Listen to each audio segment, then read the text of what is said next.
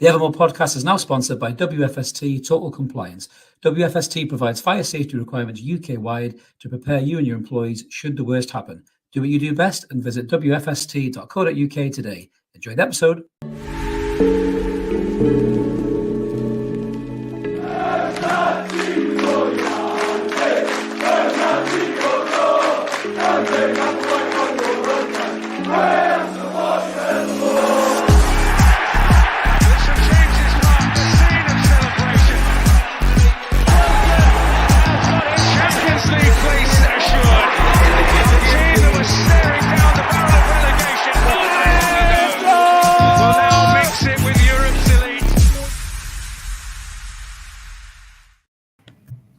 Good evening, everyone. Welcome back to the Evermore YouTube channel. It's Chris and Mark. We're back Monday night, 10 p.m. asking the same question we ask every Monday night. What's going on with you? I'll tell you what's going on with me. I'm not bored like Gary Neville. I'm fucking excited because we're going to talk about Newcastle United, the only United that there is to talk about. I know I've just sworn the first few seconds. Hopefully YouTube won't tell us off. Mark, what's going on with you, mate?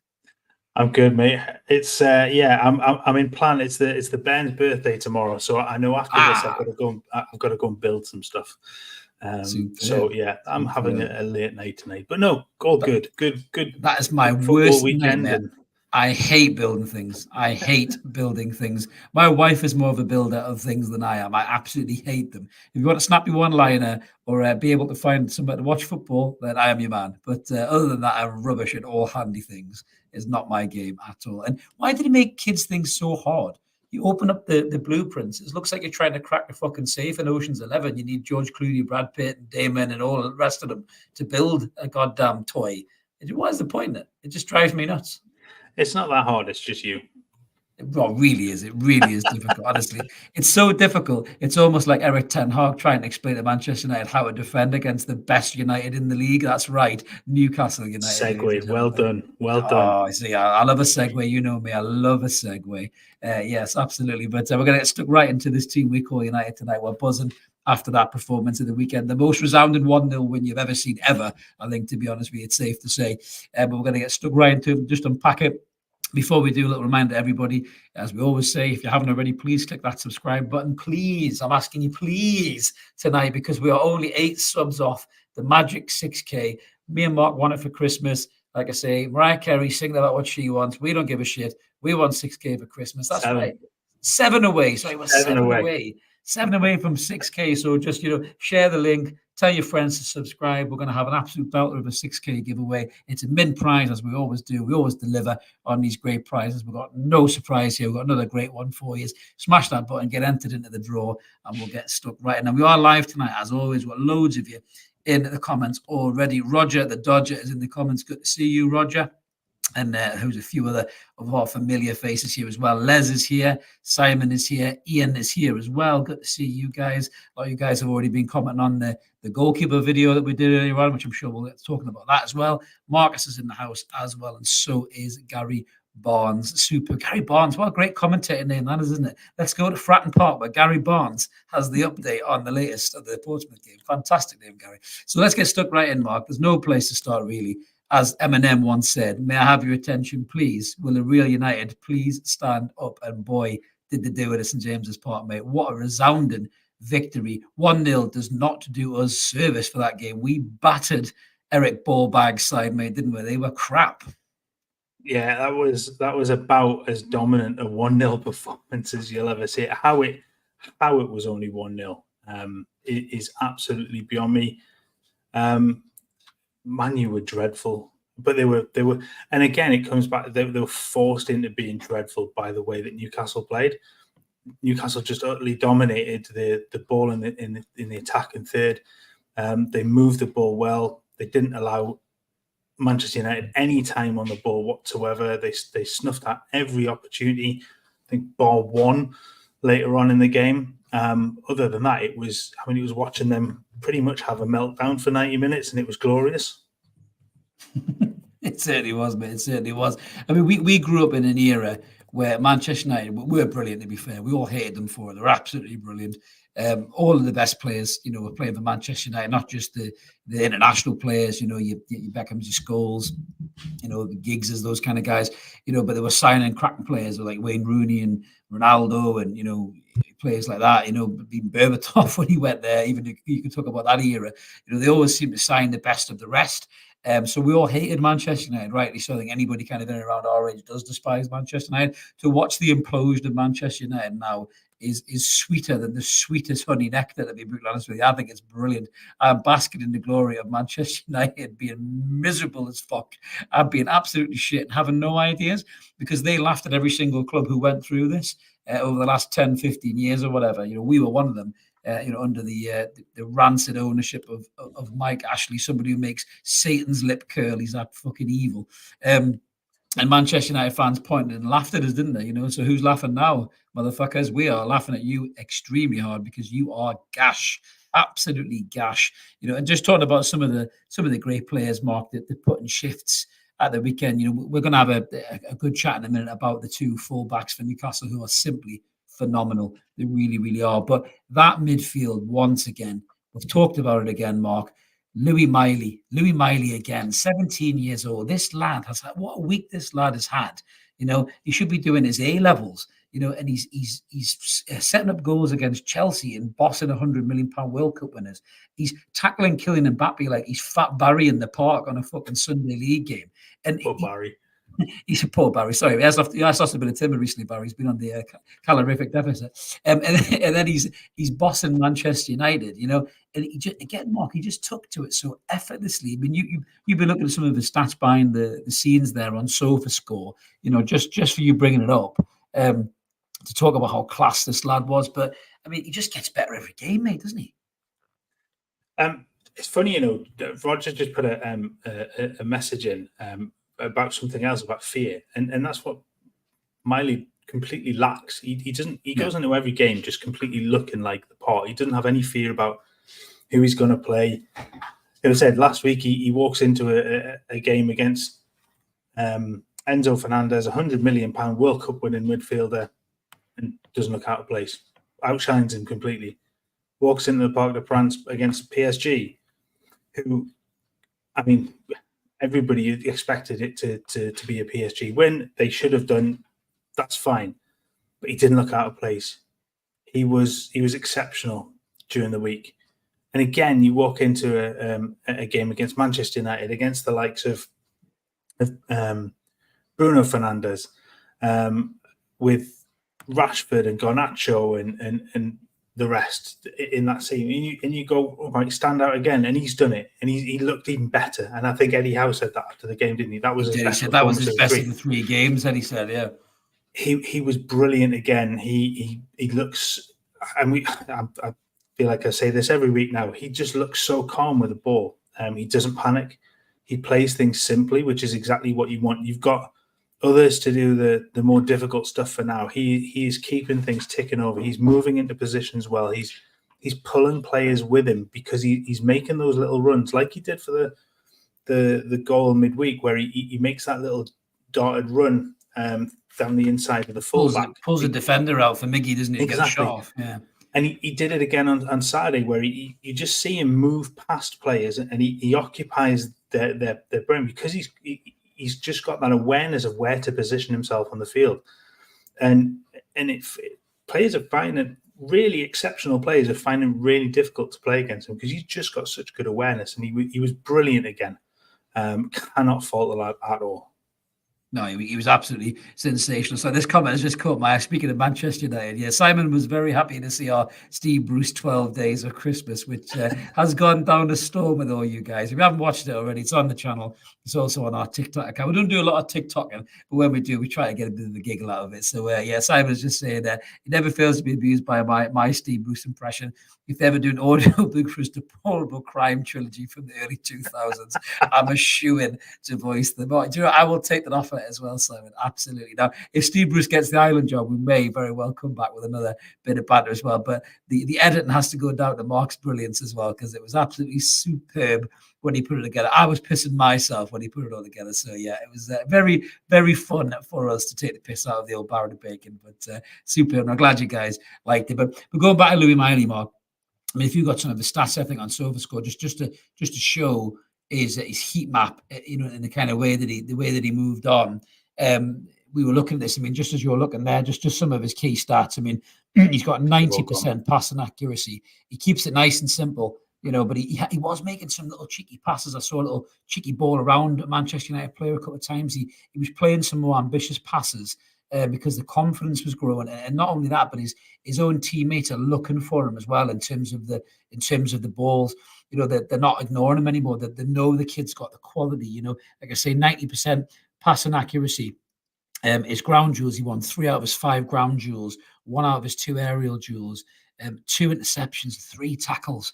For a 17-year-old lad, you can see his heat map there. Look at that red kind of splurge there in terms of him getting involved in that right-hand side with Trippier and with Miggy as well. And you could see the two of them looking for him with the pass.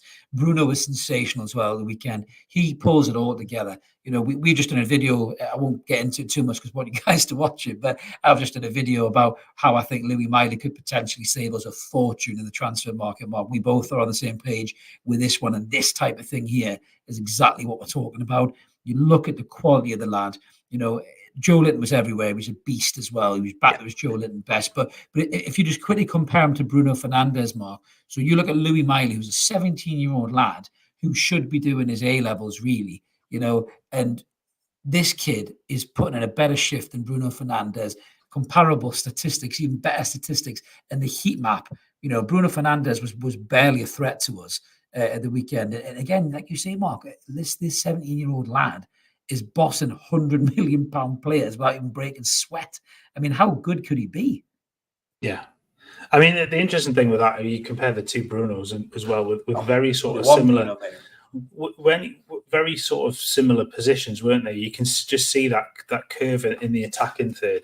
And it was, I mean, they weren't completely night and day, but I just think Miley down that right-hand side, and it's a very key position, I think, where we kind of thought that Sean would be a massive miss, and he's fallen into this position, Louis Miley, and he's just been exceptional. And like you say, I love the fact that link-up play down that right-hand side. He works so well with Miggy. He works so well with Trippier getting down that right-hand side as well.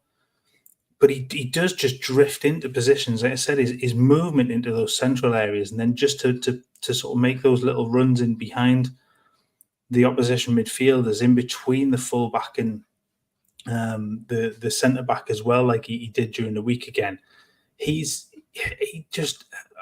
I'm staggered at the player that has come from pretty much nowhere.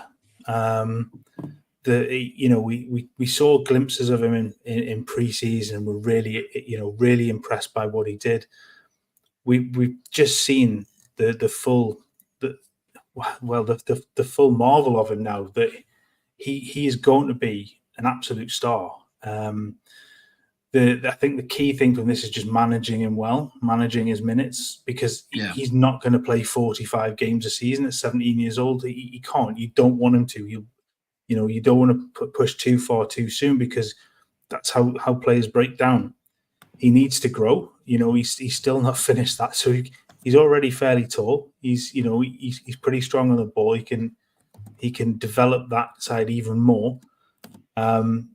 But he's just proven to be a brilliant part of that trio in midfield, and he works, like I say, he works so well down that right-hand side, but he also links really, really well with Bruno. Just allows Bruno to do what Bruno does best, and you can see that heat map for Bruno is sort of what really kind of what we think of as Bruno at his pomp. If you go back to the end of not last season, the season before, when he was absolutely flying, he was getting into those attacking positions, and it felt like he dropped off a little bit towards the end of last season, while he was carrying that injury. And early parts of this season as well, there's loads of speculation around him but he's properly back to his best now. He looks the player that we've all been waiting for to come back. But just let's say for a 17-year-old to be in that centre of that midfield, and especially in those 3 games, and to look as good as he has, is nothing short of incredible. Absolutely, and we're playing against a team that isn't as good as those other teams on Thursday, and I'm really interested to see what he does in that game as well. Just before I ask you a question about whether Sean Longstaff gets back in, Sunderland have sacked Tony Mowbray. That's breaking news. So he's been sacked. Yeah, we're going to get stuck into the Backhams because they are back on the radar for obvious reasons. But yeah, they've sacked Tony Mowbray, so that's very interesting.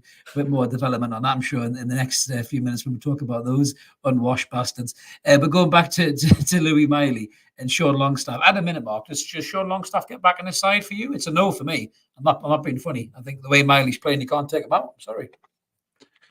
The way things stand, no. I genuinely don't. I mean, if Sean comes back, he's not just going to walk into the. He's going to walk back into the side. That it's unfortunately for him, he's picked up that injury at just the wrong time, I think, and Miley's taken full advantage. We do see this, but I think Miley's in that spot. He's in the right to keep that spot for now. And yes, he might have an off game where he doesn't quite look well. He's not going to be an 8 out of 10 every single game. He's going to have the odd drop. Games just aren't going to go Newcastle's way, and we'll expect that.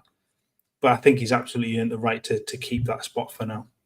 Yeah, I think he will. And a good comment there by Sean with Miley and Anderson, probably another midfielder in January. How far down the pecking order will Tonali be? Well, I think I've already said my opinion about Tonali, Sean. I don't think he'll play for the club again. And I think with the emergence of Louis Miley, that puts even more doubt on his future. But, wait till our Miley video comes out. You maybe see a little bit about that in there as well. Maybe we'll get stuck into that in a minute. There's another player to talk about. Obviously, we can't talk about this game without talking about the match winner, Mark, Anthony Gordon. Again, it wasn't probably his most dynamic of games for Newcastle, to be honest with you, but he was dangerous when he needed to be. To quote one of my favourite Christmas movies, he was a monkey in the wrench, a fly in the ointment, a pain in the ass for Manchester United, as old Bruce said in Die Hard, mate. And that's what he was. But when he needed to be, he popped up, and it was a great finish. And I think the movement for the goal as well was just sensational. And I think every single time Gordon does something like this, which is every single week really, and he's going back to his own stomping ground on Thursday, and watch you betting for a goal at Goodison Park for Anthony Gordon, which will be hilarious. But talking about Anthony Gordon for England, it's getting ridiculous now really with Gareth Southgate. We saw him playing against a guy who's in the position for England that Anthony Gordon should really be in. And Mark, there were poles apart, weren't there? If you've got the statistics there for those two players in a comparison, I mean, there were poles apart. Anthony Gordon should walk into that England team, shouldn't he? Yes. I mean, it's put simply, there's one player in at his absolute peak at the moment, and he's, I mean, I say peak, he can only really get better. He's still ridiculously young anyway. Marcus Rashford looks lost again. He looks like he doesn't know what's going on. I think a lot of that has to do with the way things are going at Manchester United under Ten Hag. I don't think it looks like there's a complete lack of trust between players and manager. I think SPK thinks he could be gone by the weekend, which wouldn't be out of the realms of possibility, mate. Yeah, it just doesn't look good for them, does it? And he's fallen out with Sancho. He's fallen out with Martial now. I think there are others as well. The manager doesn't seem to have a handle on what's going on. He's not managing the club, is he? He looks out of his depth. But Rashford is suffering massively, and it's kind of sad to see because Marcus Rashford is a brilliant footballer when he's at his best, and he's nowhere near that. I mean, he played 61 minutes this weekend. He touched the ball 22 times, and he offered absolutely nothing. He doesn't look like he obviously he doesn't want to play down that right hand side. That's not his forte. But even when he's played down the left, he's just looked absolutely awful. I'll bring the two comparisons up between Rashford and Gordon for the. I mean, night and day, mate. It's chalk and cheese, night and day, whichever way you want to go for it. One was a threat. The other one was absolutely anonymous. I mean, if you want to throw in the other one that was absolutely anonymous, I mean, Martial may not have bothered being on the field, to be perfectly honest with you, because it was just absolutely awful. I'd have hooked him when he started arguing with me on the sideline. If I was Ten Hag, yeah, I would have hooked him then. I would have fucking yanked him off the pitch. I would have said, "Get off, you fucking off," straight away. And it would have shown them players you can't mouth off to your manager. We're not a Manchester United podcast, but I'm not even, obviously, I'm not a Man United fan, but that would have pissed me off no end watching him gob off like that to Ten Hag on the sideline. Absolutely. No respect, man. No respect. No, not at all. I mean, like I say, I mean, you looking at it, you've no shots, you've no sort of key passes, just nothing, absolutely nothing. Gordon, 2 shots on target, he scores with 1, couple of key passes. He wins 5 of 7 ground duels. Rashford only wins 1 of his 5. It's just such a poor turn from Marcus Rashford, and like I say, it's sad because he can be such a brilliant player, and he's electric when he's on it, babe. Absolutely, but you're now seeing what from Gordon, exactly what you should be seeing from Marcus Rashford, and Gordon has to be, if he continues this form, he has to be in that England squad. There's nobody else down that left hand side that is playing anywhere near the level that Anthony Gordon is playing at. I mean, he's got what, six goals and 3 assists this season, which is his highest return, in his entire career. His closest with Everton was 4-2 in the Premier League, and that was 2 seasons ago. Yeah, and that was from 35 games. From 13 games this season, he's got 6 and 3. I mean, he's proved all the doubters wrong. All the ones that said he wasn't worth 45 million, and that included some of the Newcastle fans that said they didn't believe that he was worth it. He had the bad attitude. He wasn't going to cut it under Eddie Howe. And I go back to something I said a few weeks ago. He's absolutely the sort of the, what's the word I'm looking for? But he epitomizes. He epitomizes what an Eddie Howe Newcastle player should look like. He never stops running. He presses high. He presses hard. He never stops running. He's always willing to get the ball. He's always willing to try and do something. There's times when is that lack of composure, I think, is the right thing, where he takes that extra touch, trying to open a space, and perhaps he just runs out of room because he just takes that extra touch. And I've seen over the last couple of weeks, that's getting lesser and lesser, though. It's getting lesser and lesser. That exactly. That shows you the improvement on the training pitch. I mean, Jack's got a great comment there. The Ten Hag effect is the exact opposite of the Howe factor. Our lads would run through brick walls for Eddie, but Rashford won't even run back into his own half, and you can see that. I mean, we're going to come on to the reason probably why he didn't run back, because he couldn't even keep up with half the players, especially a certain Tino Livramento. But yeah, I saw a great video from True Geordie, fan of our channel, is the big man, so he always drops a nice comment every now and again to us, and he ripped Ten Hag apart, and he's right. Everything he said was completely right. The guy is not good enough to manage that football club. That's a huge football club. That's lost its way over the last 8 years. Gary Neville said that. He was scathing about them on Sky Sports. Manchester United, I said this to you loads of times, Mark, Manchester United should have went and got an Ancelotti. That's what they should have done. Got somebody who could fix that football club from top to toe, and had the broad enough shoulders and the experience and the quality to get that team back to where it needed to be. They went and got a guy who did all right in the Eredivisie. It's not a very hard league, yes, they did well in the Champions League, but he was nowhere near experienced enough to take a job of that magnitude, and he's shown that. He's tactically naive. His signings have been piss poor. He's got the man management skills of a wet shit on a cold day. He can't seem to keep any of his players happy. Do you know what I mean? He falls out with every single player going. He was even falling out with players during the fucking game, at the weekend. But, you look at how classy Eddie Howe is. We talked about this after Paris, after that penalty. He didn't throw his toys out the pram and moan like Arteta. He doesn't pump his fist out like a bell end like Jurgen Klopp. He's calm. He's articulate. He's classy. when Eddie Howe's done with Newcastle, hopefully after a legacy of just winning trophies and making world-class superstars out of young lads from Durham, once he's done with that, I think he'll be one of the best England managers England have ever had, Eddie Howe, because he's classy right now, and he's only going to get better. You look at guys like Ten Hag, he should never have been in that Man United job, and I think the chickens are coming home to roost now for him, and he's getting to that stage in the lifestyle of the manager, life cycle of the manager, where the fruit starts to get rotten and it's going to get thrown in the bin. And I agree with SPK. I think that Ten Hag could be out on his arse in the next couple of weeks. I think if Chelsea beat them comfortably and then Liverpool batter them, I think he'll be done. And he goes out of the Champions League, which, let's be honest with you, the way Munich and Kane are going, Mark, they ain't beating them, are they? Let's be honest. That could be tasty. That really could be tasty coming up when Bayern roll into town. But yeah, I mean, they've got their next three, isn't it? So they've Chelsea at home, Bournemouth at home, Bayern at home, and then Liverpool away. I mean, if they get beaten off Chelsea, I think he's probably gone. If they get a result there, just for that. And Bournemouth are no mugs now. We've seen that. They obviously they beat Newcastle a couple of weeks ago handily. They were really good at the weekend again against an informed Villa. They're no mugs now under is it Iriola? They've got used to his style. They've got used to what he wants to do, and now they're starting to look the part.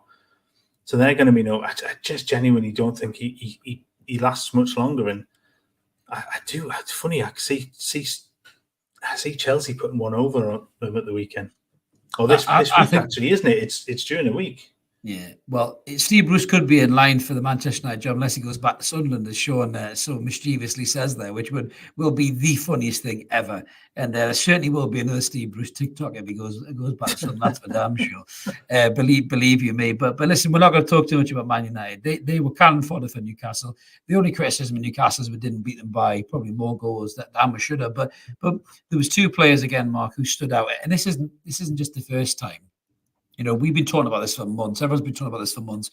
When Newcastle United signed Lewis Hall in particular, everybody said, there's the answer to the left-back problem. There's the solution to a left-back who can get forward as well as defend and can give us what Trippier gives us on the left-hand side. Now, to be fair to Lewis, we've seen little glimpses of it, but it's not quite happened to him yet. But the kid's only 18 years old, so I'm not going to be too hard on him. I think there's a real player there, and I think he is going to be a really good player for Newcastle United. But almost by hook or by crook, we've ended up with Tino Livramento being so good in the cup games that he's forced his way into this side. The injury to Dan Burn probably couldn't have come at a worse time, because Tino Livramento said, all right, there's an opportunity. I'm going to step into the first team and I'm going to play left back, even though I'm a right back. And I'm not only going to play left back, I'm going to be fucking sensational at left back.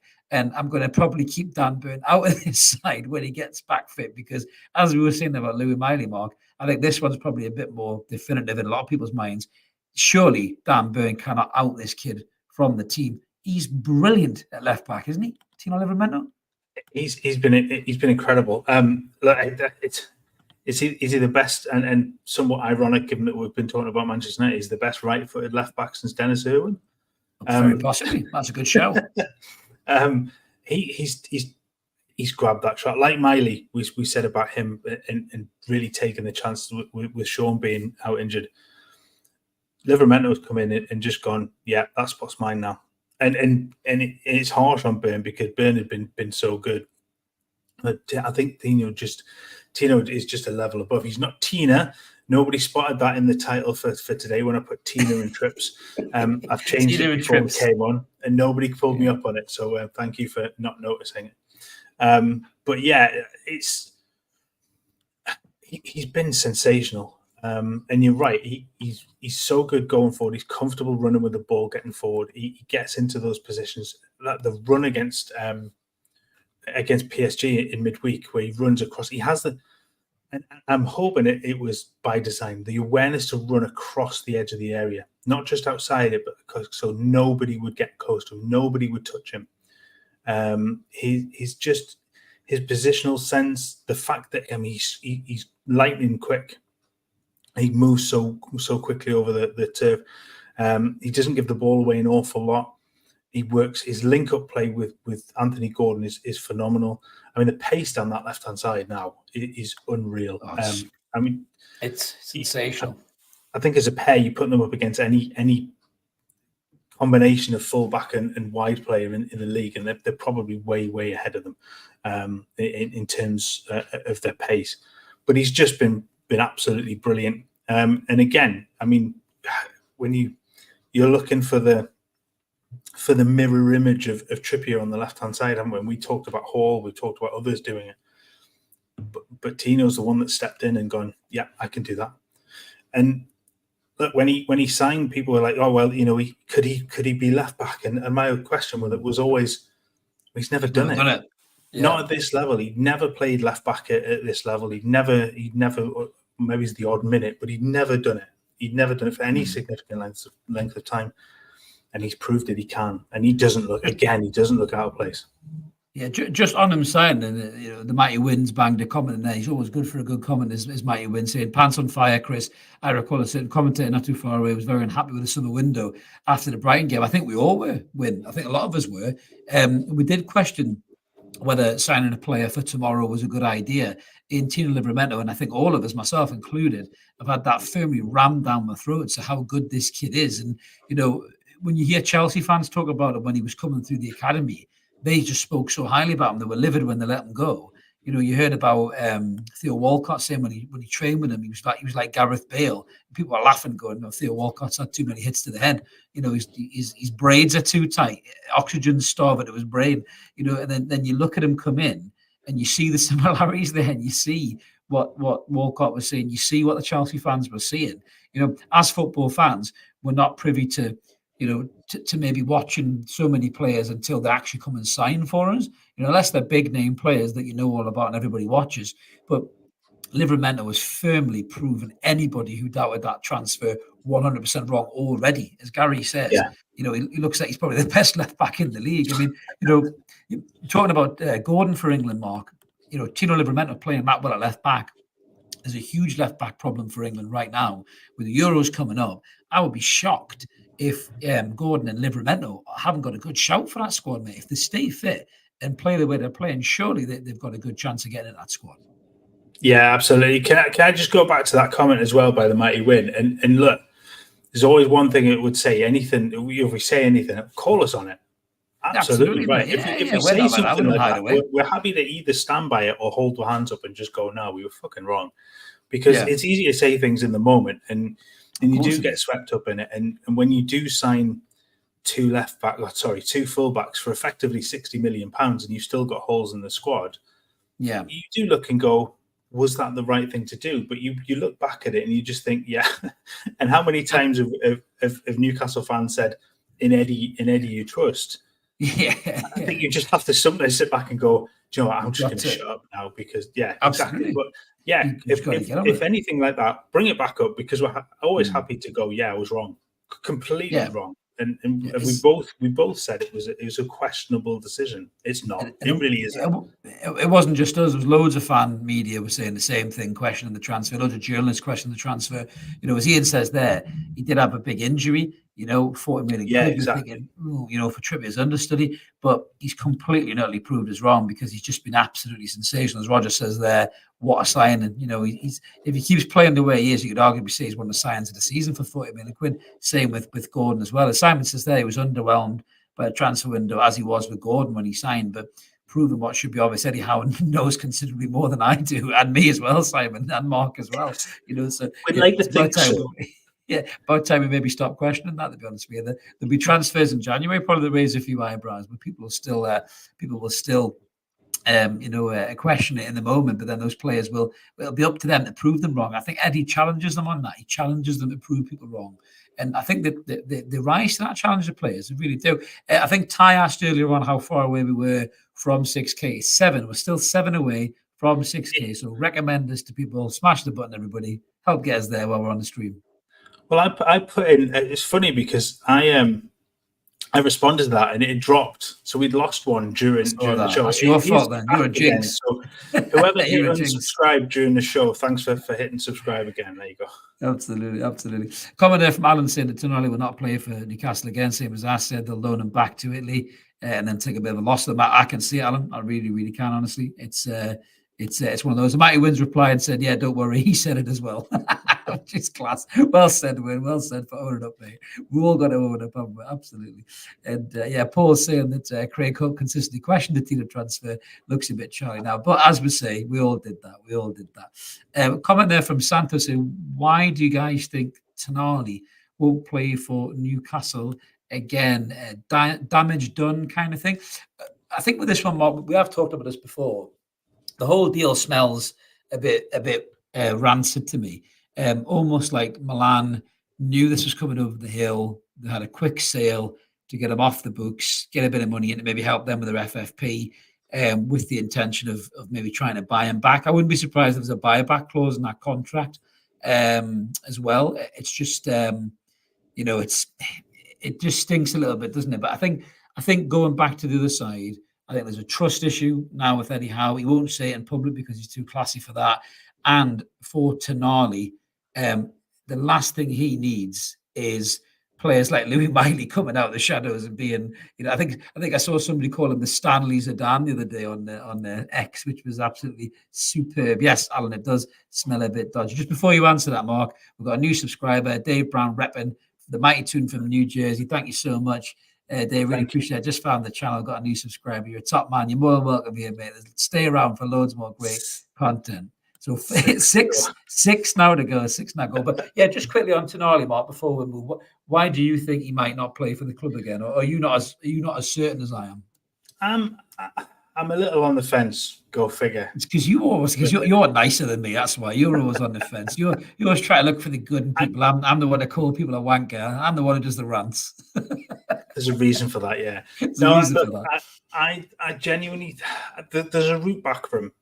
I do think there's a route back for him, but that window's getting smaller, and it got massively smaller by the fact that Louis Miley stood up and played so well. There is a place for Tonali in the squad. There is a place for Tonali in that side, but I think he's obviously not done himself any favors, and if he's battling addiction, then he needs the help, he needs the support, and I guess if he's around in and around the squad and in and around the training and stuff, then that can only help him.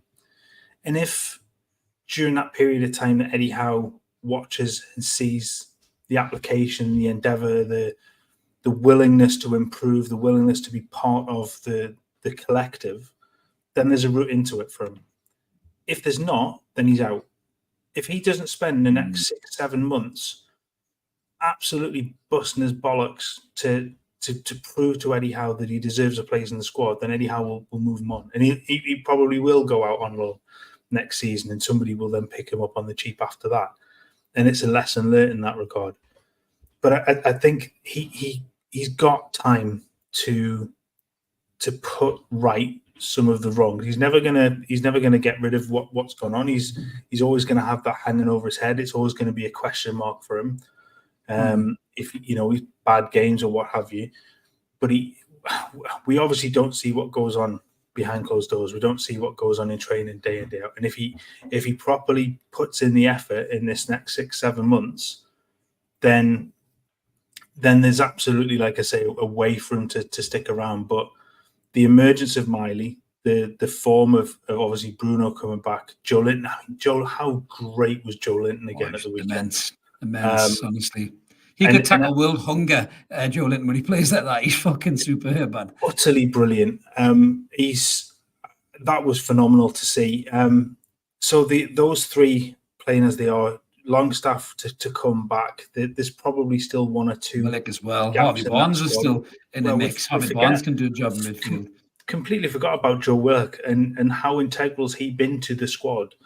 That window, and even Elliot Anderson as well, who we think's now going to be missing for another 12 games or something like that, or something. Yeah, it could be a bad one there. And I think we'll sign somebody in January too. Just a comment there from Jack that I've held up. hasn't seen Sandro in the victory photos. That might be something to do with the ban, possibly, Jack. He might not be allowed in the dressing room. It could possibly be something like that. I don't know, for some bullshit rule. It could be. Because he has been in the crowd.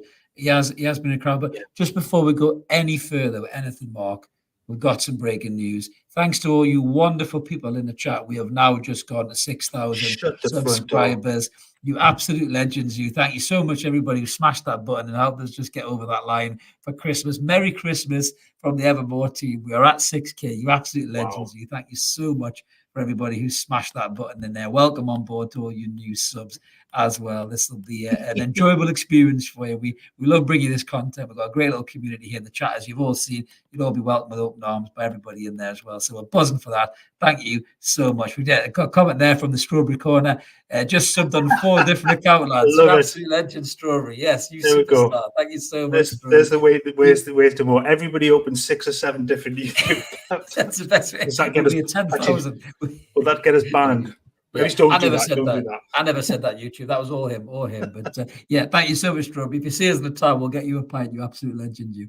But that was absolutely class. But yeah, so I think the Tonali thing, we kind of got off a little bit of tangent there. Yeah, he's got a big fight in his hand to get back into this side. You know, this side will be very different in 10 months' time when he comes back. How good will Miley be in 10 months? How good will Anderson be in 10 months? You know, who else will be brought in 10 months? You just don't know, do you? So, you know, we'll have to wait and see. But just finishing on Trips and Tino, Mark, the balance there, the balance we've got now between those two, being able to go forward with pace on Tino's side, his recovery ability is unbelievable, even against the best in the world. He ran through PSG like they weren't even there, you know, and he's 21 years old. Everyone forgets that. He's 21 years old, this kid. And then Kieran Trippier, it's like having a midfield general on the right back position. Not only can he get up and down that line, whipping unbelievable crosses. That free kick to hit the bar, good Lord, 2 weeks in a row. He could have 2 screamers. It's good, Kieran Trippier. I'm buzzing to see him shooting again as well. But he's so good on the ball and off the ball. His positioning, his tackling, everything. He's just such a good player. But you made a really good point, Mark. If either one of them are struggling, they can swap sides because they can both play either side. And how class is that? It's almost like having what Liverpool had with Trent and Robertson. We seem to have that here with these two, and it's so exciting. So long as Eddie Howe doesn't start trying to move either one of them into midfield, where I think Trippier do a job there, mate. I know you suggested it the other week and got shot down in flames for that suggestion, but look, he could, because his passing is phenomenal. Yeah, I mean, I said it before we came on, and look, if you go into games and they are struggling with whoever they're up against, you look, we know that Livramento's obviously got far more pace than Kieran Trippier. Kieran Trippier reads the game so much better at the moment, and he's not. I mean, that will come with Livramento because he's still learning. He's only 21. So if they are struggling, they could flip them over and just, you know, give them the opportunity just to play on opposite sides. We've seen how well Trippier played at left back for England. So you don't want him to do that more permanently because you lose an awful lot of what he can do down the right. Yeah. As we've said before, but yeah, just the option to be able to do that and then allow the others to come back in as and when. So the likes of Hall, when Target's fit, when Dan Burns fit, they can then come in and fill in admirably when required. But those two, the balance at the weekend, the attacking from both of them, the heat maps for them were really similar. Trippier's was, it looked like the right hand side of that pitch was on fire with how far up it was. He's a nightmare when he gets into those positions, and you see him. I talked about Livramento having more pace. There was a run, I think it was in the second half, where Trippier starts about 30, 40 yards behind the play, and the ball gets out to Miggy. I think Miley plays the ball out to Miggy on the right hand side. And he just takes a step back, and all of a sudden, it's like Usain Bolt running down across the field to overlap. And he didn't even get the ball, but he dragged 2 players with him because he knew that ball was on for him to overlap and then put the ball in the box. And that's exactly what he gives. He must have been knackered after that. He didn't come back quite so quickly, but that the ability that later on in the game to still have the drive to do that. And that's exactly what he gives you. And we're starting to see, like I said, we're starting to see that from Livramento the other side. And it's they're quite the pair, those two. They really are. Brilliant. Great for England as well. Brilliant for England, to be fair, seeing those two playing that. The nutmeg was sensationally as well, off the corner flag, and the meg was great. Yeah, don't worry, Win. We have been talking about green screen, so just for you, mate, just for you, we may very well have a green screen. Are you sick of the kitchen now? Is that what it is? You don't want to see the paint cans on top of the fridge and stuff? I'll tell you something, you're a braver man than me. If I show my kitchen, the wife would probably pull the plug on the channel, I think, mate. I have to clean it first. I'm not allowed to come on with a dish. I've got dishes over there, and the wife will kill me. Well, at least you know what time it is in mine, but my head out of the way. I can't think what I'm putting. But no, we might very well do some green screens soon. When we did do a little bit of green screenage on some of the videos, so check them out as well. But we will be maybe looking at some green screens thanks to your wonderful subscriptions, Win. So yeah, you keep an eye on that, mate. But yeah, I think it's just so exciting to see what those guys can do together, and I think there's a real understanding there between the two of them. Crossfield passes as well. The centre halves look comfortable with them. The wingers work with them. It's just such a good balance, and like I say, Burns going to struggle to get back in this team. Longstaff's going to struggle to get back into this team as well. And that's only a good thing, because if the lads come in and performing the way they are, Mark, it is only a good thing. But listen, it wasn't all great news. Obviously, in the game, we have to talk about it. We've done a video about it, as a lot of guys have watched it already. Real blow, this Nick Pope's injury. He didn't even save the ball. I think it hit Fabian Schär's leg. It was a deflection from a shot, and Pope had stretched to get it, landed awkwardly, didn't look good. Little talk for Man United, by the way, fucking wankers. How long did it take them to stop playing? Did you see that? I think someone had to yell at the referee to stop the game, because they were still trying to play on when Pope was down holding his arm. That's about the only chance they had to actually get a fucking shot on target. But he goes off. It sounds like it's a dislocated shoulder. I think it's been confirmed. You're looking at 4 months out. It's the second one he's had in his career, Mark. Just a little bit on Pope, because we did a video earlier on about goalkeepers. Devastated for him, eh? Yeah, he was just starting to look back to his best again, wasn't he? I thought he was terrific in midweek. Again, he did everything well. He hasn't put a foot wrong really recently. It's just that's a great comment. Fantastic, Gary. Sorry, you throw it back up there. It's so 5K here, right? We have to get all green screens out for this guy. Absolutely. We're getting shown up now, but we're getting shown up. But yeah, sorry, go on, mate. Back to Pope. Yeah, he's just starting to look back to his best. He even those question marks, I think about his footwork. You forget some of that a little bit because he was playing so well. He was starting to be a little bit more commanding. He was pulling off saves. He wasn't looking like he was making those mistakes that we've seen a couple from him, but it's devastating. And to have done it in such a way that, he's just dived to save the shot that hasn't even got there. And if he pulled off an absolute blinder doing it, you can hold your hands up and go, well, fair enough, at least kept the ball. It didn't get to him, and it is a shame. I know with regards to the way things go then from this, I think you and me differ slightly in our views of what happens next.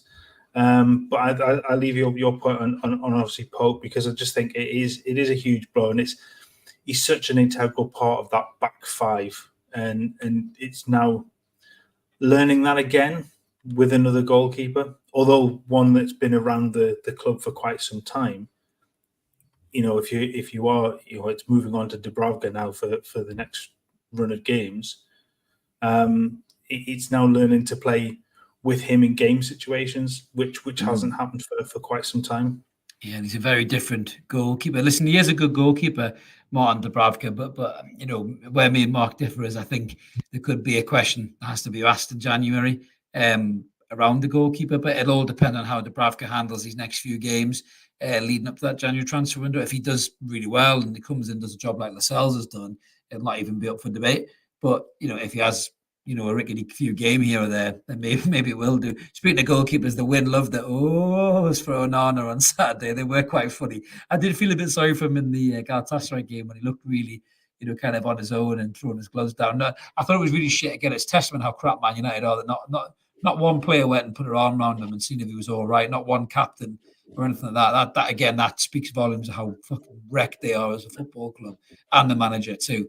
But yeah, it was quite funny. He was getting a little bit of pantomime villain kind of stuff going on at St James's the weekend, which was quite humorous as well. But moving on to, speaking of humorous, moving on to the date of the 6th of January, the FA Cup third round, the biggest game that the Mackems have seen for some time. We've had bigger games this week than they've had. This is the biggest game they've had in about 6 years, probably. So it's been pulled out of the hat. The conspiracy theorists have gone fucking mad about it. I think it's brilliant, to be honest with you.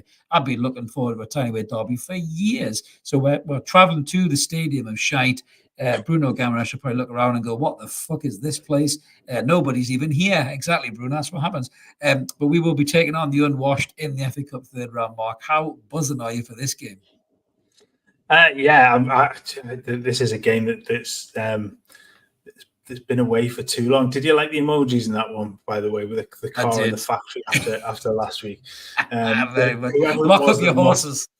Honestly, whoever it was that mocks up the picture, the Sunderland fans in the Nissan factory watching the football is an utter genius. Was funny.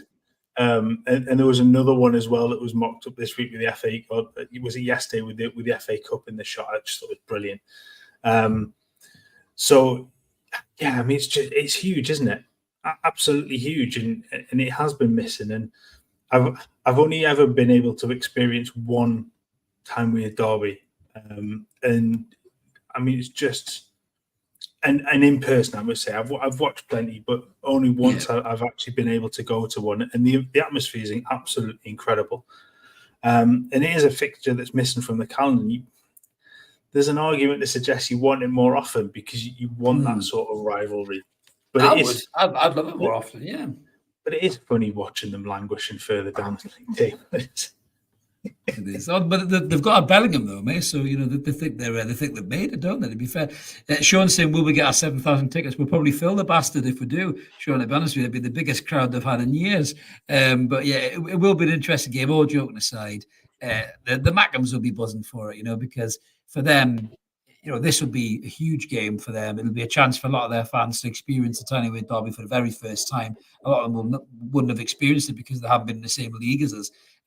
It's probably the worst time for them to play Newcastle United because they did have a really good run in time of derbies, as much as I hate to remind anybody about that, during our years of utter mediocrity. And I'm sure if they lead it to the game, they'll be showing fucking Kean Richardson's free kicks and Jermaine Defoe's goals and Di Canio's knee slides and all other bullshit that goes with it. But this is the worst time for them to play, this new age Newcastle United that just dismantle teams. And if you think about players like Bruno gets raged up, just getting warm for the game on the Premier League. Could you imagine telling Bruno he's playing in a Tyne and weird derby? He'll be fucking all over it. Joe Linton as well. My God. Anthony Gordon. Could you imagine these players playing in a Tyne and weird derby? Callum Wilson's eyes are probably just lit up. He's answered that phone again. Time for goals. He'll be wanting to score a hat-trick in a Tyne and weird derby. Our players will be buzzing for this game. Absolutely buzzing. Yeah, they've sacked the manager before. Again, absolutely, they've done it again, mate. But I mean, for me, Mark, I can only see one win. I don't want to hex it, but I think Newcastle will rock up to that game. Football gods. Listen, I think Newcastle United's players and Eddie Howe will want to smash the Mackems, and I think we'll play some big name players in that game. I really do. I don't think we'll half-arse that game, man. I think we'll really go for that game. Yeah, that's an all-out. Going all out to win. It's not sending a half, a Carabao Cup side with lots of youngsters and stuff like that some do in the third round. It's fascinating. And I was gonna mention the manager thing, but I think they've sacked Mowbray too early for this. They normally go with the week before, don't they, and bring somebody else. Manager bounce. It becomes the game that they do it for. So they've maybe shot their bolt a little bit too soon for this. But yeah, I'm really looking forward to it. I just think, it's a bigger away set of fans as well because it's the FA Cup. I laughed at somebody's comment earlier on that Sunderland are actually going to have to pay Newcastle to go and play them because they've got to give them the part of the gate receipts as well, which is hilarious. But yeah, I mean, Newcastle should have absolutely nothing to fear in this. No. However, they have, and as somebody's put in the comments, I can't find it. There we go, Simon. Yeah. I'm sorry, nervous, everything to lose, a little win. It's kind of bang on because there is only one side that can lose that game, even if they on the wrong side of the score. Newcastle do have everything to lose in that game, and it's you're expected to win, and if you win, you won. Fine, that's it. But you were expected to. If you get beat, that's a hammer blow in terms of local kind of pride. Listen, there's no room for logic here. It's nothing but hysteria. Bring them on. We're going to fucking smash them 6-0. Dan Byrne's going to get a brace, and he's going to do the fucking Dan Byrne dance right in the middle of the stadium of shite, and we will absolutely love it. It'll go down in legend. Can you imagine goal scorers for that day of Louis Miley, Sean Longstaff, Dan Byrne, or Elliot Anderson? Elliot Anderson's not going to make it, but you want the trio of Newcastle sort of goal scorers in that one would be absolutely. But I wonder what odds you'd get on that. That would be phenomenal. It'd be good. Yeah, it'd be good. Yeah. That's going to be. I can't wait. Actually, I really can't wait for that. I think it's going to be. That's bound to be on the TV. That's a huge game. That's a huge draw. That's bound to be on the TV. I'd be shocked if that's not televised. There'll be a lot of people struggling to get tickets, and a lot of people might not want to go to the game as well, just in case it gets a bit dicey. Because let's just hope. All joking aside, Mackham's and Geordie's aside, just go and enjoy the game. Have a bit crack. Have a bit banter. Just go and enjoy a game. Hopefully, it's a really good game. And don't be stupid, don't cause any bother, because there's no room for that crap at all, to be honest with you. So I really hope that doesn't happen. I hope it just we have a good game. Obviously, Newcastle batter is 6-0, but nobody ends up with a fight. So that's my thinking about that, mate. But moving on, just to finish up with Out of Toon. So we've got a couple of Out of Toons this week. There's only one place to really start, Mark, and we are not a Manchester City podcast in any possible way. But good God in heaven, what the fuck was Simon Hooper thinking in the game of Man City and Spurs? So if anyone didn't watch it, really exciting game, 3s each. Erling Haaland gets the ball. He gets clipped, goes over, gets back up, knocks the ball through Jack Grealish, who's 1-on-1. And this fucking idiot blows back for a free kick instead of playing advantage. Erling Haaland lost his mind, as you can clearly see here, screamed at the referee and even tweeted, which I love Erling Haaland for, what the fuck, really, which was beautiful. I think he's been done, Man City been done for failing to control their players. I mean, Mark, we've talked about bad refereeing before, but fucking hell, how bad was that? Do you know the irony? I said about 3 hours before that happened, referees have done all right this weekend. Honest to God, man, it was awful. I mean, the fact that he played on when Haaland got tripped, and he sort of kept his feet and got to the ball. Cheesley, when he got to the ball, and you just thought, well, he plays that, and it's a lovely ball over the top for Grealish to run onto, and you thought he's away, he's done. Why is everybody stopped? And the ridiculousness of the fact that he's played advantage, and then as the play progresses, called it back. Now, I could understand him playing on for another 3 or 4 seconds or so and seeing if Grealish, because, I mean, we know that Jack's not got the greatest amount of pace in the world, so one of the defenders may have got back to him. And you can kind of give him a 5 or 10 yards and then pull it back. There's no advantage. But he was through. He's gone. And I looked at it, and it's incredible. And I saw the clip of Dermot Gallagher today, who's normally an absolute prize idiot when he's doing the referee watch stuff. And he said, look, it's a really poor decision, and Hooper will be kicking himself for having done what he's done. But then to go to, well, it's not against the laws. Well, no, it's not. But it absolutely goes against the spirit of the game, doesn't it? Because you've allowed the play to progress, and then without even seeing where it's going to, you've pulled it back, and it's just such an awful decision. And and a defining one for the game as well, because that could well have been the winning goal that happens. It may not have been, but we'll never know. It's just such an awful decision. And again, it was abysmal. As Wynne says there, you kind of drop your kind of allegiances at the door, because refereeing and VAR is absolutely, it's rancid. It's like a disease eaten through football.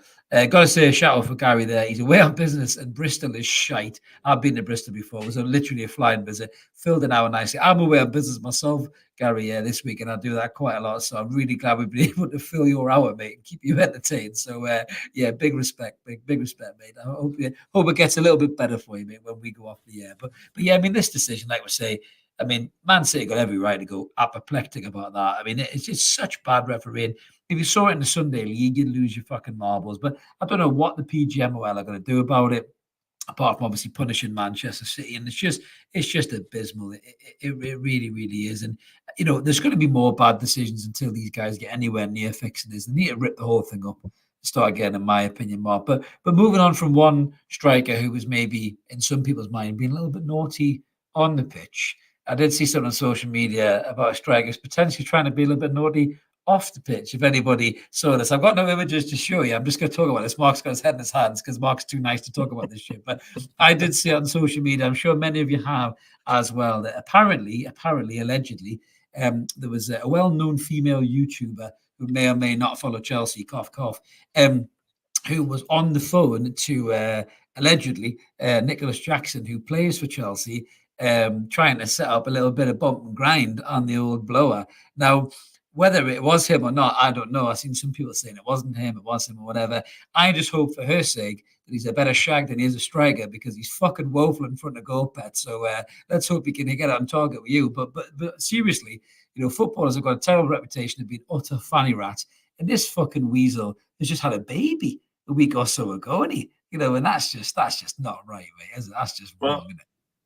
It is absolutely wrong. He doesn't miss an open goal, though, does he? So, and given who it was, I mean, it's wide open there. So, yeah. Oh, there he is. I knew you could be mean when you wanted to be. If you just put your mind to it, you can be mean as well, couldn't you?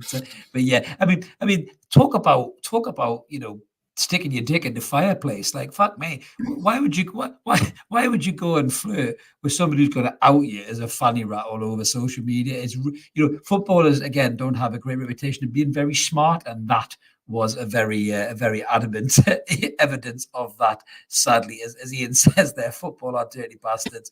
And yeah, absolutely. There's not many of them who are squeaky clean, I don't think, mate. And the SPK says Nicholas Flop Jackson. Well, I hope for her sake that's not the case, mate. But as Mark says there, I'm sure it'll be an easy goal for him. But yeah, moving away from that kind of shit, onto another striker. There was a new haircut. Oh, Jackson, phenomenal. Oh my God, you're right, mate.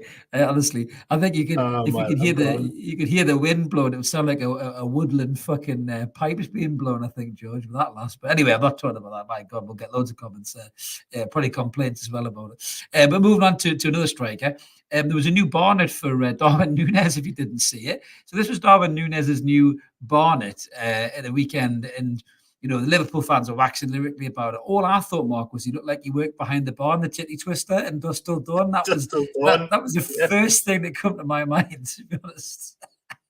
Welcome to the Titty Twister. Soon to be seen on your latest Quentin Tarantino movie. Yeah, he's. I mean, yeah, I hadn't picked up on that straight away, and as soon as he said it, I was like, yeah, it absolutely is. He looks like an extra from it. He really does. He really does. Yeah, either working in Dust Till Dawn or member of the cartel somewhere or something like that. Because it's it's one of those types of haircuts, mate. Yes, but that was a bit of a funny one as well, wasn't it? To be honest. So yeah, moving on to the next Out of Toon. This is great news, Mark. This is great news.